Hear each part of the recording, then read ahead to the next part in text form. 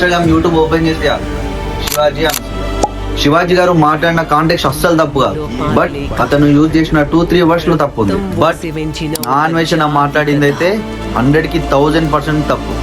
అతన్ని మనం అందరం కలిసి పాతాలని దొక్కేయాలి. ఎస్, బట్ నాకు కూడా ఒక టైంలో అతనిపై రెస్పెక్ట్ ఉండేది. అతను బెట్టింగ్ యాప్స్ పై స్టాండ్ తీసుకున్నప్పుడు ఇంతమంది అతనిపై వీడియోలు చేసి కూడా తిడుతున్నారు. ఎస్, అది ఓకే. ఇదే యూనిటీ, ఇదే రెవల్యూషన్ మనకి సొసైటీకి పనికొచ్చే ఇష్యూస్ మీద చేస్తే ఎలా ఉంటది? వాటర్ లేని ఊళ్ళు ఉన్నాయి, రోడ్ లేని ఊళ్ళు ఉన్నాయి, అట్లీస్ట్ కనీస సదుపాయాలు లేని విలేజెస్ కూడా ఉన్నాయి. మనం తీసుకొచ్చిన ఈ రెవల్యూషన్ ని స్కూల్స్ కానీ, హాస్పిటల్స్, కనీస బేసిక్ సదుపాయాలు లేని విలేజెస్ గురించి చేస్తే ఎంత బాగుంటది? అలాంటి వాటిపై యూనిటీ రెవల్యూషన్ ని మనం స్టార్ట్ చేస్తే ఎలా ఉంటుందో ఒక్కసారి ఊహించండి. ఇవన్నీ చూస్తే నాకు ఒక డైలాగ్ గుర్తొస్తుంది. మనందరి నసీబుల్లో ఏం రాసి పెట్టిందో ఎప్పటికీ తెలియదు, కానీ నచ్చినట్టు మార్చుకుంటాం. కావాల్సింది లాక్కొని తెచ్చుకుంటాం. అది ఇజ్జత్ అయినా ఔకాదైనా మనం అలాంటి స్టార్ట్ చేస్తే ఎన్నో వేల కుటుంబాలు జీవితాలు మారిపోతాయి. మీడియా కూడా మీరు మాకు గవర్నమెంట్ కు వారధిగా పనిచేయాలి.